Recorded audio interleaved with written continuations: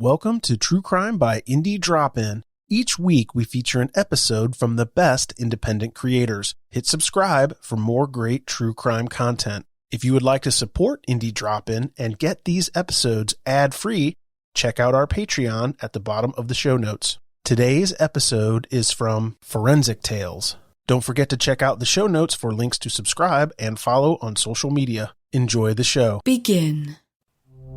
On December 7th, 1987, Pacific Southwest Airlines Flight 1771, carrying 38 passengers and 5 crew members, departed LAX at 3:32 p.m. for what should have been a short flight to San Francisco. Moments after reaching the standard cruising altitude of 22,000 feet, the pilots inside the aircraft signaled distress, sending a mayday signal to Oakland air traffic controllers. When the air traffic controllers asked the pilots what was wrong, the pilot is heard saying that there's been gunshots fired inside the plane. Seconds later, Flight 1771 nosedived to the ground, almost breaking the speed of sound. All 43 people on board Flight 1771 were killed. Was this some tragic accident, a malfunction in the aircraft? Or did someone intentionally cause that PSA flight to crash? This is Forensic Tales, episode number 38, Murder on Board PSA Flight 1771.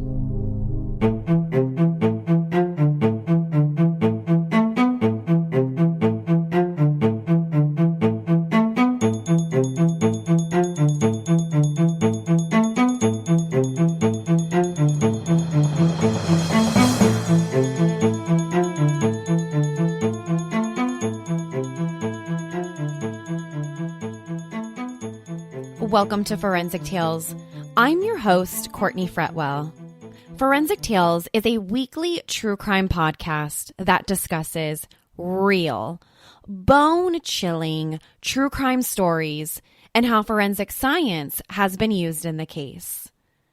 Some cases have been solved through cutting-edge forensic techniques, while other cases remain unsolved.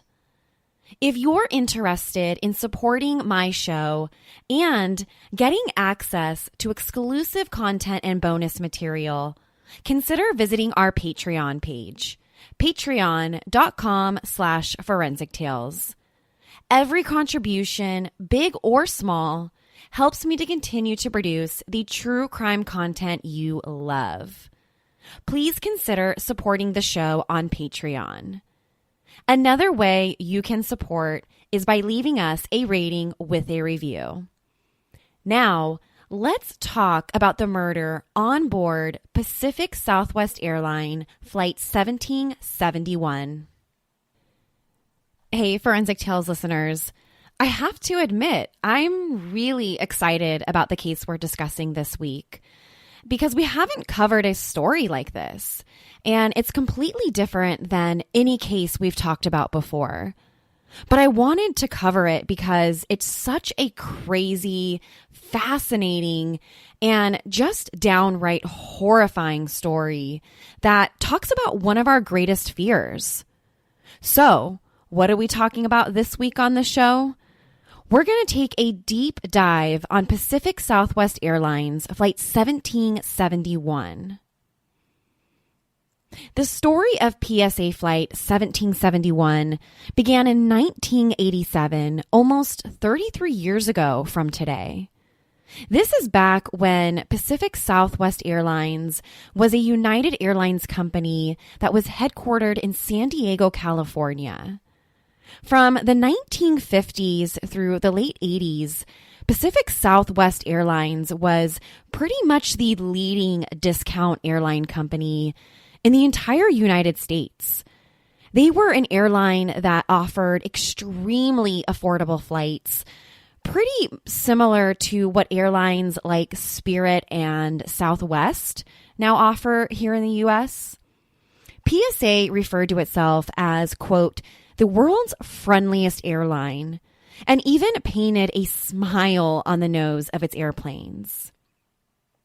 Just to give you guys an idea of just how affordable and cheap their flights were, during the 1950s, when the company was first starting to take off, they offered non-stop flights from Burbank up to San Francisco, California for just $9.99.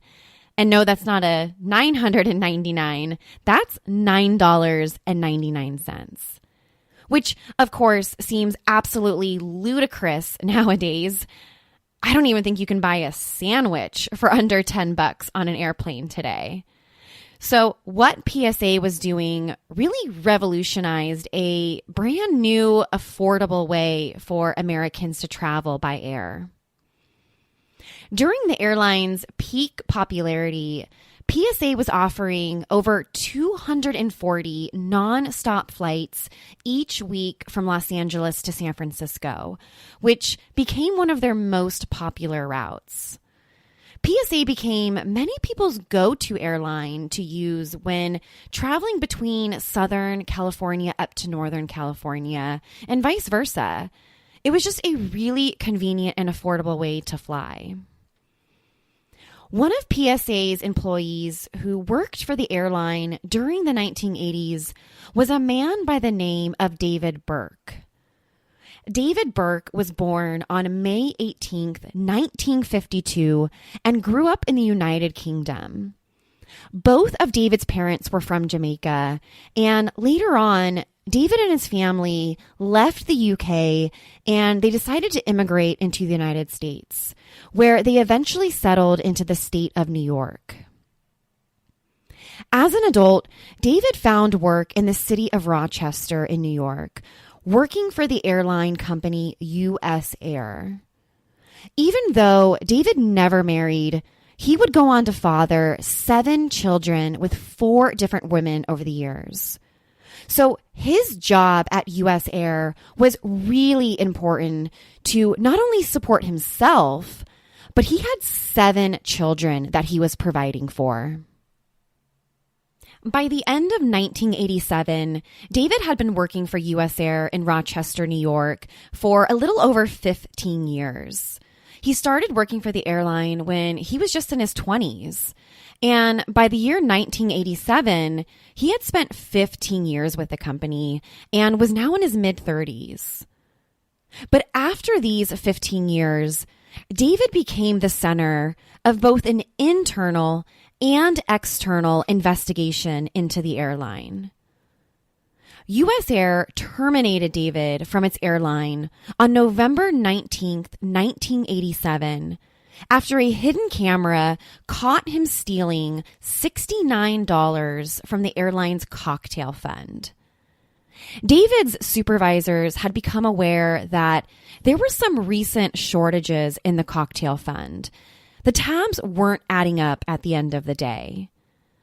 To figure out where the shortages were coming from, a hidden camera was set up, and as broad as daylight, you see David taking money right out of the drawer where the money is kept on the airplane and put it right inside of his pocket. Now, on the surface, this seems like a really silly and just outright stupid way to lose your job after 15 years of service. Obviously, this wasn't the first time that he likely stole from the company. But how much money is really made from cocktails during a flight that is worth getting fired for? Because during the incident in November, David had pocketed $69, which led to his termination from US Air. He was now completely unemployed without any source of income. But pocketing cocktail money wasn't the only thing David Burke was being investigated for.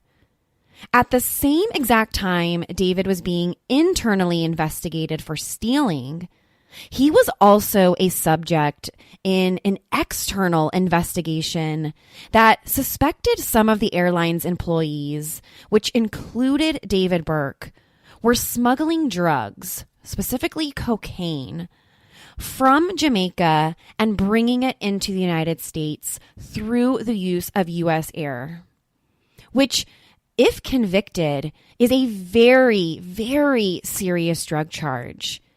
And because the allegation is that David was helping to smuggle the drugs into the United States through an airline, this would have become a federal case with very serious punishments and consequences.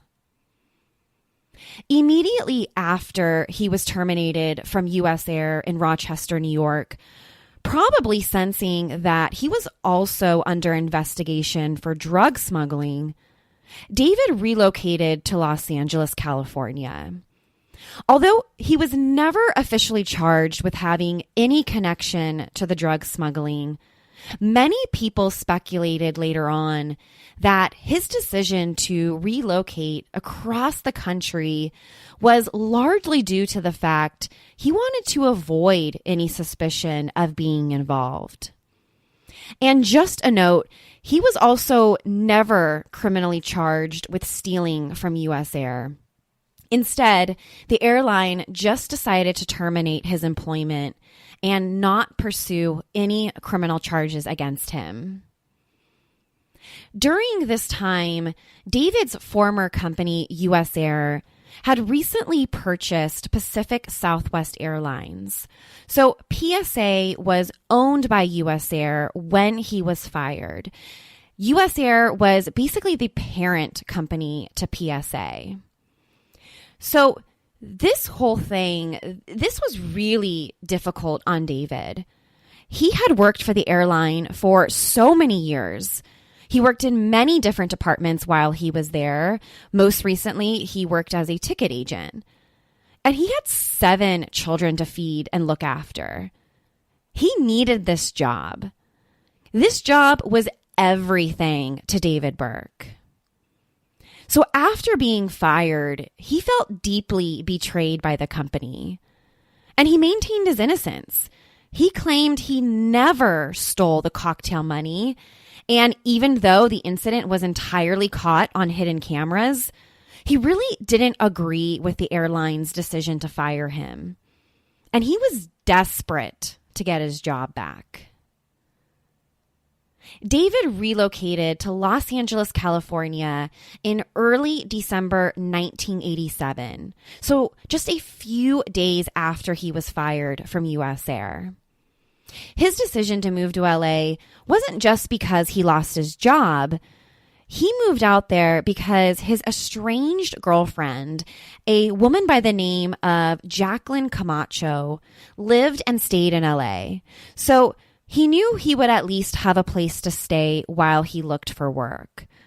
And also a side note, Jacqueline was also employed by U.S. Air and worked out of LAX. But after moving to LA, David never really seemed to settle in to his new life there. He was still so angry at U.S. Air for firing him. He just couldn't accept that after giving pretty much everything to this company for over 15 years, that they would fire him over a couple bucks. A couple weeks later, on December 7th, 1987, now only 18 days after being fired, David scheduled a meeting with his former supervisor, Raymond Thompson. He scheduled the meeting to ask for his job back. He wasn't going to admit to stealing, but he needed to at least ask for a second chance. He needed this job to not only support himself, but also for his 7 children. David and Raymond Thompson met at LAX, Los Angeles International Airport. Raymond was a manager for U.S. Air who worked at LAX, but lived in Northern California. So Raymond would commute to work on PSA flights. He would board a PSA flight in San Francisco, SFO, and then he would fly down to LAX. He did this every single day for work. Now, if you aren't from California or you just don't know the region, the flight from LAX to SFO is really short. From gate to gate, you're looking at about an hour and 15-20 minutes at the most. Now, I know a lot of people who spend this long, sometimes longer, commuting to work in their cars every day. And to be honest, if my daily commute was an hour, hour and a half every day, I'd prefer to fly than drive my own car anyway. And because Raymond was an employee of PSA, he was a manager, he really took advantage of this benefit. So the meeting between David and Raymond that day on December 7th didn't go the way David hoped for. And that's because Raymond wasn't willing to give him his job back. They weren't going to rehire him. After the meeting, David walked out of Raymond Thompson's office at LAX and immediately approached the PSA ticket counter at the front of the terminal. He pulled out his wallet and asked the ticket counter agent if he could purchase a one-way ticket on PSA Flight 1771. The flight was scheduled to depart LAX at 3:31 p.m. and arrive in San Francisco at 4:43 p.m. The PSA ticket agent checked availability, saw that the flight only had 38 passengers on board, and issued David his one-way ticket. Once David had his ticket in hand, he didn't head in the direction of the normal security line inside of the terminal. Instead, he made his way through the airport's employee security line, completely bypassing the normal passenger security checkpoint and the metal detectors. David was able to completely bypass airport security after he flashed his employee credential bag to TSA agents, the very badge he was supposed to have surrendered when he was fired, but didn't. PSA Flight 1771 departed LAX right on time at 3:31 p.m. This particular aircraft had been carrying PSA passengers for a little over 3 years, and the airplane had a nickname, the Smile of Stockton. On board were 38 passengers and 5 crew members, for a total of 43 people. The flight's captain was Captain Greg Lindemood, who was 44 years old and a very experienced captain. Right next to him was 48-year-old First Officer James Nunn, also another very experienced pilot with PSA. Also on board Flight 1771 was Raymond Thompson, David's former supervisor, who was making his normal trip back up to Northern California. Besides Raymond, there was another PSA employee on board that day, Douglas Arthur, who served as the chief pilot for PSA in Los Angeles. Also on board Flight 1771 was David Burke with a one-way ticket. Shortly after takeoff at 3:31 p.m., the airplane reached its normal cruising altitude at 22,000 feet. At 22,000 feet, Captain Lindemood announced to passengers that they were expecting some turbulence in the air, so everyone on board was going to have to remain seated with their seat belts on for the duration of the short flight, which isn't really a problem considering the flight was only supposed to be a little over an hour. As the pilot made this announcement, David Burke began writing a letter on one of the airplane's air sickness bags, those bags that are conveniently placed in the seat pockets. As the airplane cruised at 22,000 feet, David took his pen to paper and wrote, quote, "Hi, Ray. I think it's sort of ironical that we ended up like this. I asked for some leniency for my family, remember? Well, I got none, and you'll get none. After writing the letter, David placed his pen back inside of his pocket and got up from his seat. With the note in hand, he made his way towards the airplane's bathroom in the back of the plane. On his way, he dropped the note off on Raymond Thompson's lap, his former supervisor, just a few seats away. Inside the bathroom, David pulled out a .44 caliber Remington Magnum pistol from inside his jacket pocket. With pistol in hand, he exited the airplane bathroom, made his way up the aisle, and quickly fired 2 shots directly at Raymond Thompson, killing him almost instantly. The 2 gunshots were recorded on the airplane's cockpit recorder, which was on and recording during the flight. Now, just to be clear, the exact nature and order of events that occurred aren't 100% known. The pieces of what we took place here was from what was recorded on the cockpit recorder, as well as what was reported by the pilots to air traffic controllers.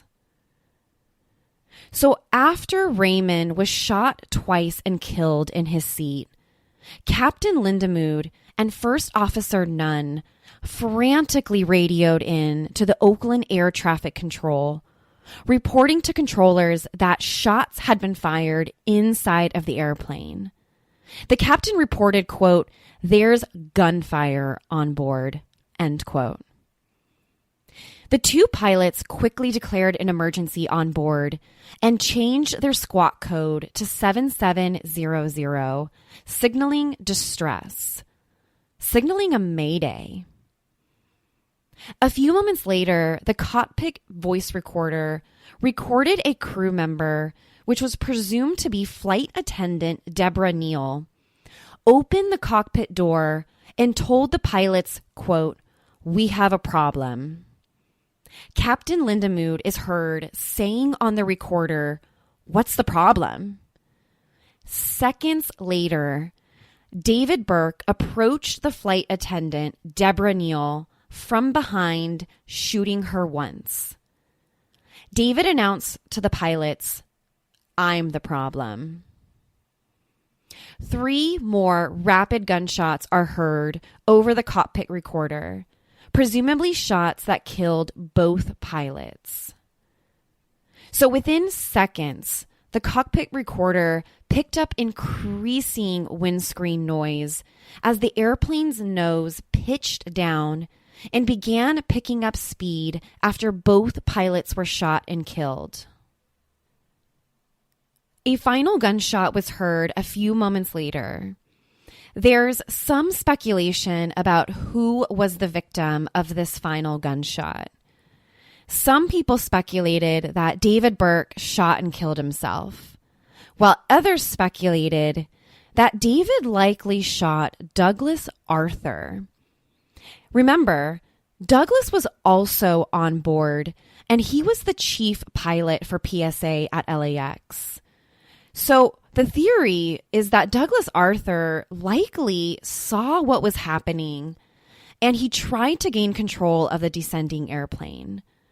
Now, when we get to the forensic evidence of the case, I'll explain to you why I don't believe David shot himself.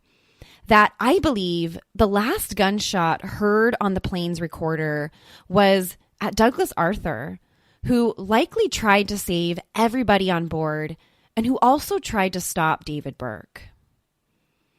So after both pilots were shot and killed, PSA Flight 1771 started descending in such a steep dive that the airplane nearly broke the speed of sound.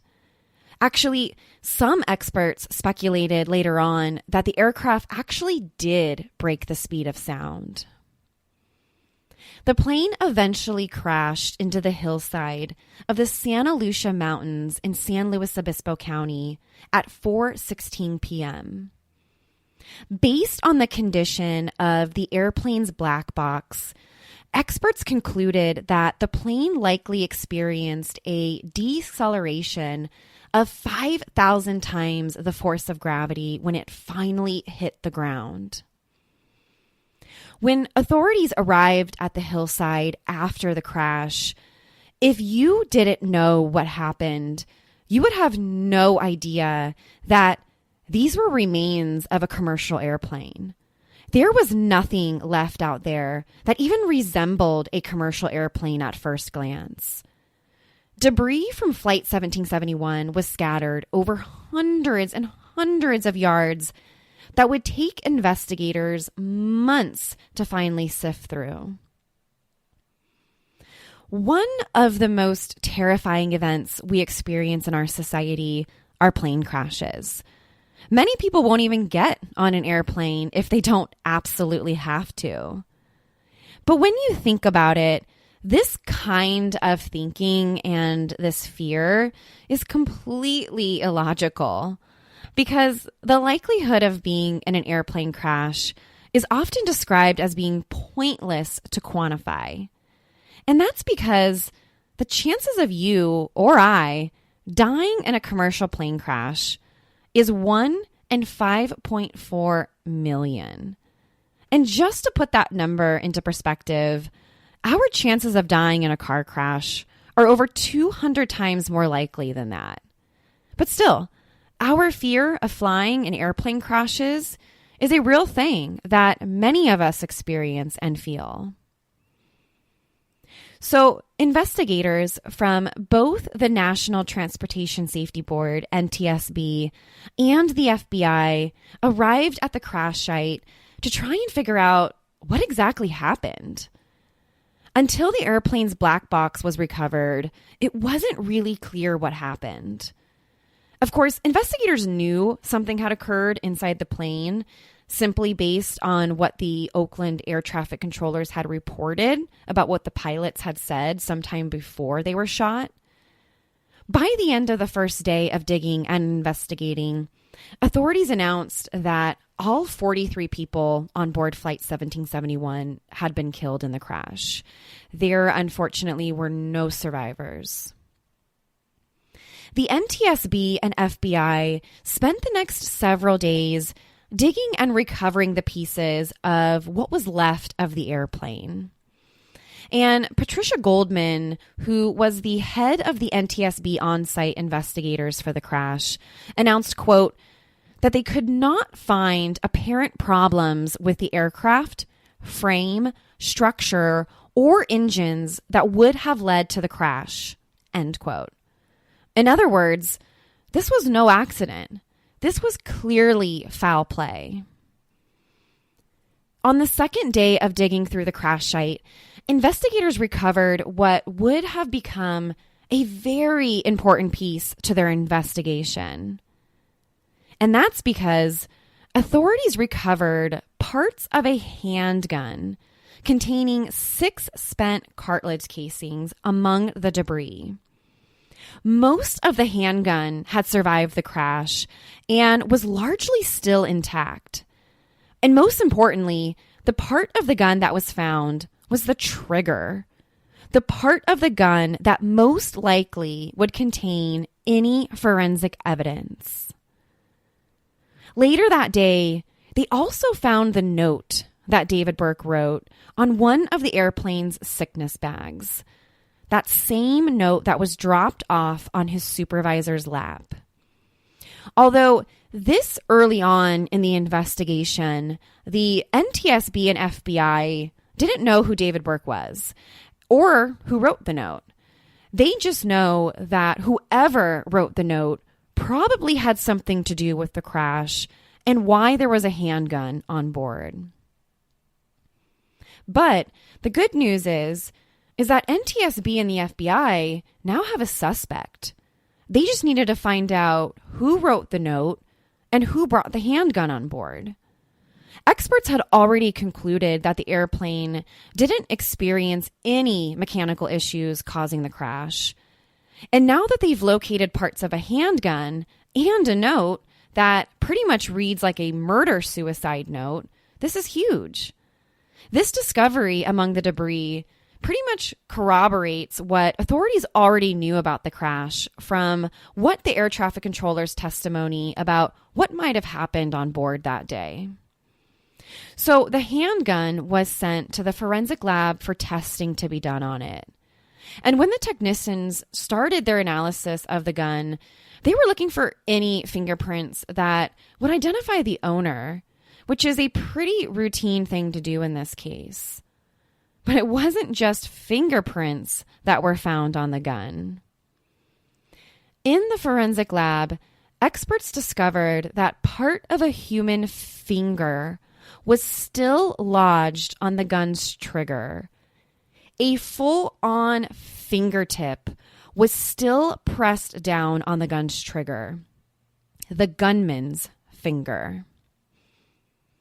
The fingertip, which was just a few centimeters long, was still pressed down on the gun's trigger, telling investigators that the finger belonged to the shooter. This also meant that this person was holding the gun at the same moment the plane crashed into the hillside. So not only do they get a fingerprint from the gun, they get part of an entire finger.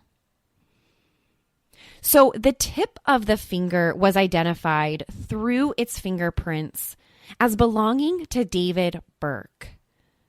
Authorities now have a name for their suspect, who they believed caused Flight 1771 to crash, killing everybody on board. Authorities began digging into who was David Burke? Who was this guy? And they quickly put the pieces together that he was the one who wrote the note, but they needed to figure out why. Why would David have wanted to cause an entire airplane to crash with himself on it? Investigators learned that David got the Smith & Wesson Model 29 .44 caliber Magnum revolver from a former coworker. The coworker admitted that he loaned David the firearm, but said that he had no idea what he was planning to do with it. And he had no idea that David was planning to board a PSA flight that day.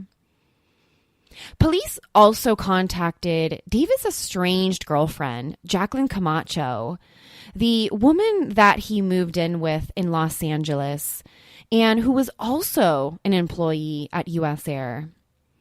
She admitted to police that on the day of the crash, David had left her a very, very upsetting message on her answering machine and said that she hasn't heard from him since. The message David left on his girlfriend's answering machine said, "Jackie, this is David. I'm on my way to San Francisco, Flight 1771. I love you. I really wish I could say more, but I do love you." Authorities had put the pieces together that David Burke was the one responsible for the crash of PSA Flight 1771. Infuriated that he didn't get his job back with US Air, he borrowed that revolver from a coworker.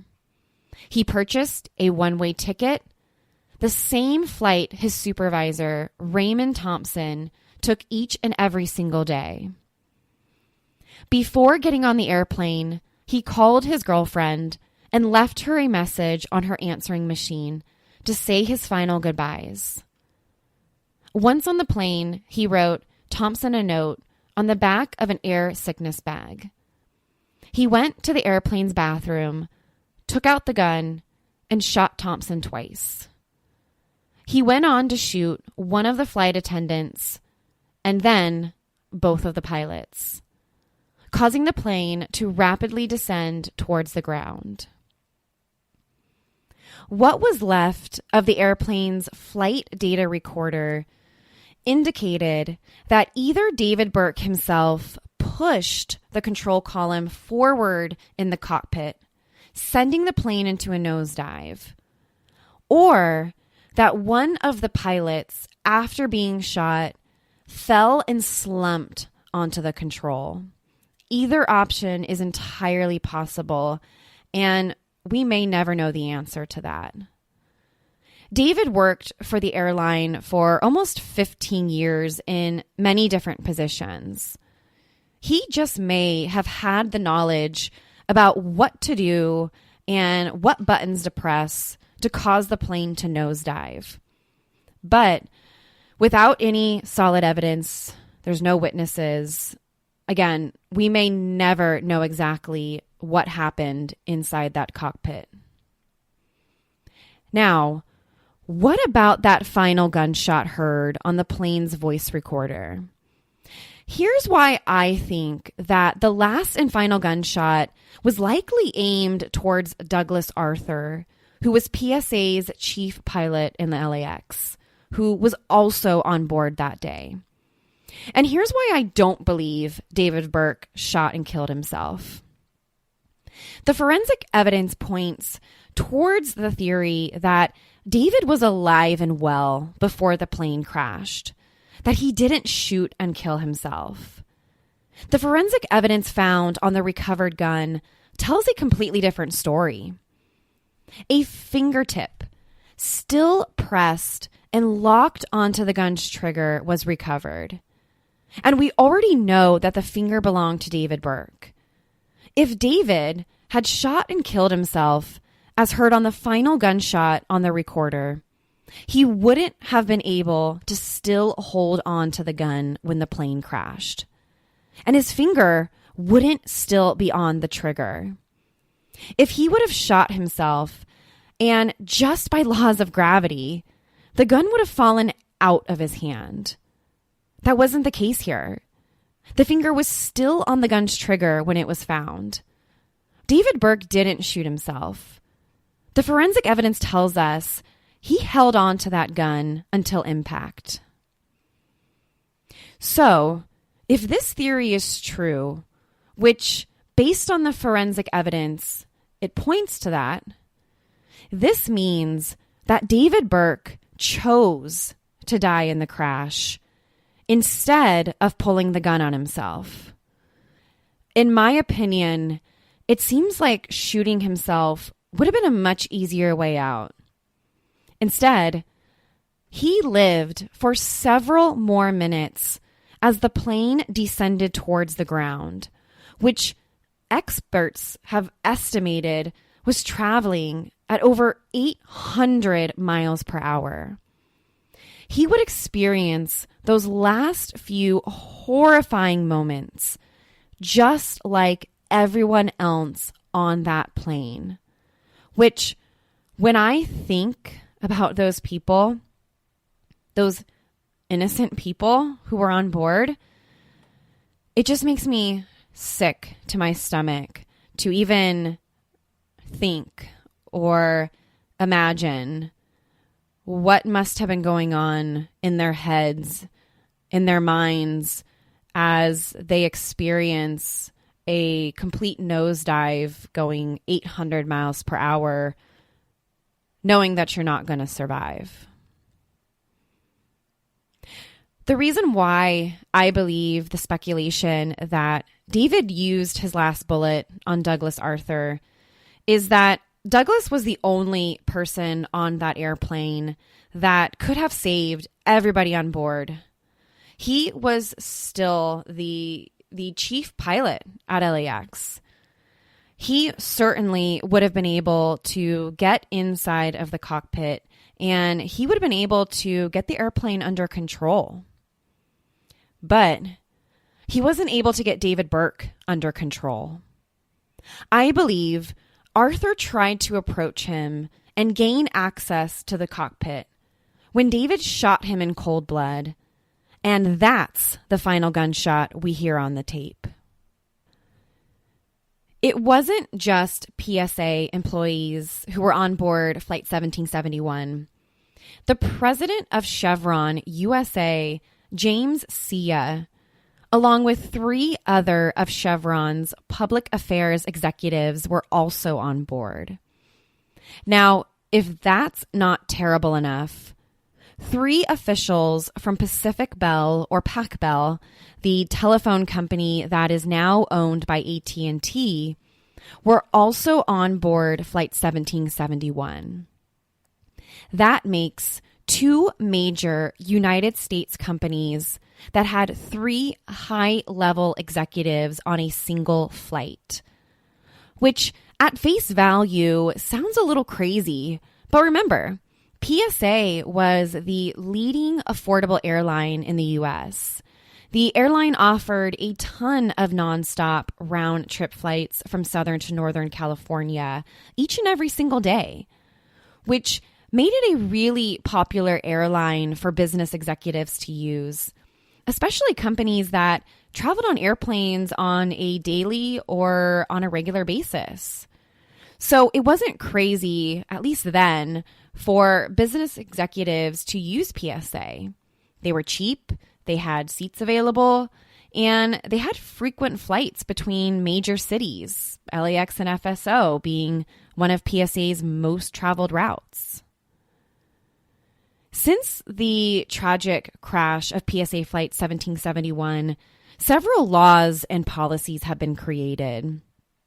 The federal government passed a law that required the, quote, immediate seizure of all airline and airport employee credentials after an employee's termination or resignation from the company.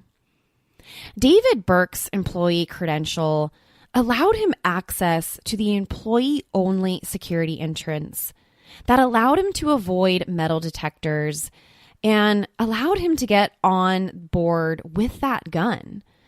David had been terminated from U.S. Air for nearly 3 weeks before the crash, but his badge still worked. No one in the organization thought or took the time to either take the badge from him or at the very least disable his access to prevent something like this from happening. It's especially alarming in this case because David was terminated for stealing, and he was also the subject of an external investigation into drug smuggling. But nobody thought to take away his badge. When I worked at Sears years ago, the day that I left, they asked me for my employee discount card back, so I couldn't get my 20% off anymore. So if someone would have taken his badge like they were supposed to, this would have never happened. So the federal government also implemented the policy that all airport and airline employees were subject to the same security measures as regular passengers. In David Burke's case, he simply just flashed his bag and he was allowed to board the plane. He wasn't subject to any search. He didn't have to pass through a metal detector or anything like that. And neither did any other airport or airline employee back then. It was pretty much assumed that because you're an employee, you just get to board the plane. You don't have to worry about any security screenings. But after Flight 1771, pilots, flight attendants, any airport or airline staff are now required to pass through the same level of security, just like the general public is. The crash also prompted several major companies to revise their internal travel policies. 6 executives from Chevron and Pac Bell were all killed in the crash. Neither company had ever experienced a situation in which 3 of their top executives in their company were all killed in a single event. I don't think that's ever happened ever since, except for maybe 9/11 or something like that. So companies now had to really look at their travel policies to avoid anything like this happening, where the entire company lost all of their executives. So companies started to create policies that forbid travel by more than one executive on the same flight. They're saying, like, if something like this happens again, we don't want all the leaders and the managers of the company to be killed in one single event. And this is a policy that most major companies in the United States have today. To this day, the remains of 27 passengers have never been identified. Very little is left of the airplane and anything and anyone who was inside. The force at which Flight 1771 crashed into the hillside completely obliterated everything. They found no wings. They found no fuselages. They didn't even find any of the airplane seats. If you see pictures or watch some of the news coverage of what the crash site looked like, all you can see is just small pieces of stuff. Nothing is recognizable. Again, at first glance, I don't think you'd even know that these pieces used to be an airplane with over 40 people on board. After the crash, David Burke's family have come forward to defend David. In a New York Times article, David's brother, 27-year-old Alamont Burke, questioned how authorities were able to recover the note that David allegedly wrote to his former supervisor on the airplane. His brother said something like, how could they find a note in all of that wreckage? Was it even the airplane's black box or something? Basically insinuating nothing survived the crash. How could authorities claim they found the letter, and how could it have survived? David Burke's older brother also came forward and said that the family stands behind David, that they will, quote, wear the red badge of courage if necessary in his honor. His brother, Alan Burke, has maintained that David moved to California to start a new life after being fired from U.S. Air, that David wanted to start over with his girlfriend, Jacqueline Camacho. Even David's mother, Iris, stood behind her son and also said that he went to California to start fresh, to make a new life for himself, and not to become some sort of mass murderer that he's being portrayed as. Police in Rochester, New York, have said that they suspect that David had used profits from the drug sales, so the drug smuggling U.S. Air was investigating him for, to purchase the home that he owned and the expensive Mercedes-Benz that he drove around. Now, when I say expensive, I mean the Benz was well over $100,000, and in order to get the car in the first place, David had to have it specially shipped over from Germany. Now, I don't know what the industry standard is on airline ticket agents' salaries during the late 1980s, so I don't want to pass any judgment here, but that's a pretty expensive car to be driving around in. But David's family sidestepped that objection by saying that David was known to do favors for important travelers on U.S. Air who often repaid him with either discounts on certain products or some sort of other favors. So the family completely dismissed the speculation that drug money was used for any of David's purchases before the crash. And when the Burke family has been asked what they believe then really happened and why Flight 1771 crashed, they have said that not everything is known about what happened that day. That what really happened just might surprise everybody. And in case you're wondering, that's a direct quote from one of David's brothers. What happened on the afternoon of December 7th, 1987, almost 32 years ago, is an absolute tragedy that is almost too difficult to put in words. 42 innocent people lost their lives at the hands of David Burke, someone who wanted to seek revenge against the employer who he believed did him wrong. His main target was his former supervisor, Raymond Thompson. But instead, he made the decision to take his revenge out on so many others who had absolutely nothing to do with the situation. The families of 27 victims never even received the remains of their loved ones in order for them to have a proper burial. Even though we don't know every detail about what happened inside of Flight 1771, through forensic science, we do know that David Burke was the shooter, the one responsible for causing the plane to crash. David Burke became the worst African American mass murderer in U.S. history. Forensic Tales is a Rockefeller audio production. The show is written and produced by me, Courtney Fretwell. For a small monthly contribution, you can gain access to bonus content and be one of the first to listen to new episodes of the show.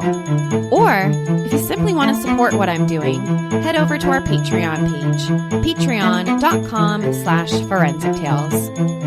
Don't forget to subscribe to the show on Apple Podcasts or wherever you listen to Forensic Tales. Leaving us a rating with a review greatly helps support the show. Forensic Tales is a podcast made possible by our Patreon producers, Tony A., Nicole L., William R., Joseph F., David B., and Amanda M.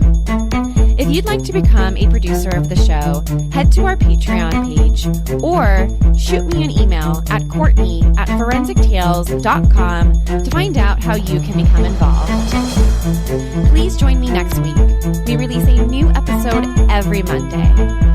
Until then, remember, not all stories have happy endings.